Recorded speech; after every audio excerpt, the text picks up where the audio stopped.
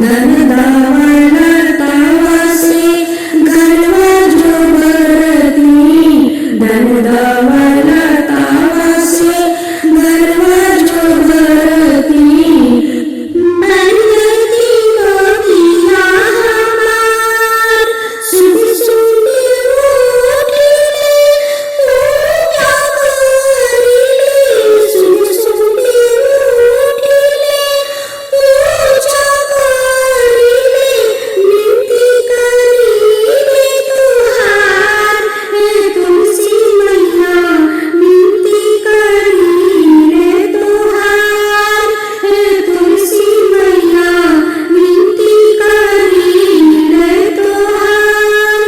निर्धन के दाना दिया बाजन के पुत्रा, निर्धन के दान दिया बाजन का पुत्रा, लंगड़ा के पाँव दिया कोढ़िया के काया, लंगड़ा के पाँव दिया कोढ़िया के काया, उनका पर कर दिया उपकार हे तुलसी मैया, उनका पर कर दिया उपकार हे तुलसी मैया, उनका पर कर दिया उपकार हे तुलसी मैया, तोहरी दुहैया हे तुलसी मैया, तोहरी दुहैया, सिंचिले पाऊंगा तुहार हे तुलसी मैया, सिंचिले पाऊंगा तुहार। सुबह सुबह उठिला पाऊंगा को सिंचिले, सुबह सुबह उठिले पाऊंगा को सिंचिले, सिंचिले तुलसी तुहार हे तुलसी मैया, सिंचिले पाऊंगा तुहार हे तुलसी मैया, सिंचिले पाऊंगा तुहार। भक्तजनों, अब आप सुनिए तुलसी माता की भजन। गंगा किनारे मोरा गाँव हो, घरे पहुँचाना तुलसी मैया, गंगा किनारे मोरा गाँव हो, घरे पहुँचाना तुलसी मैया, घरे पहुँचाना मोहे माई से मिलाना, घर पहुँचाना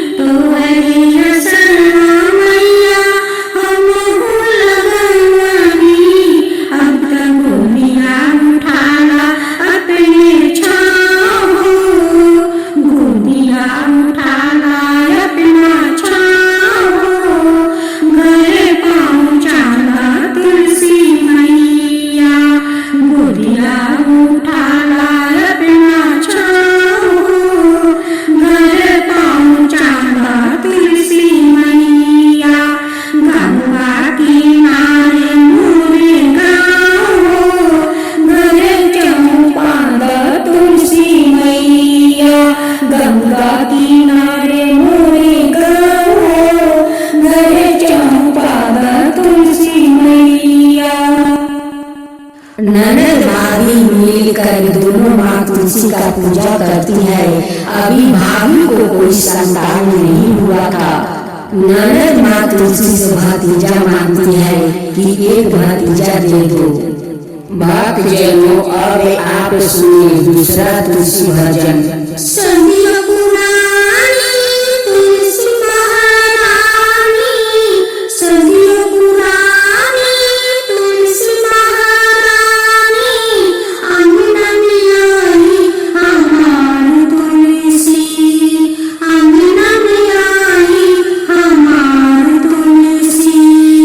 बगिया से चुनी चुनी फुलवानी आई माँ, बगिया से चुनी चुनी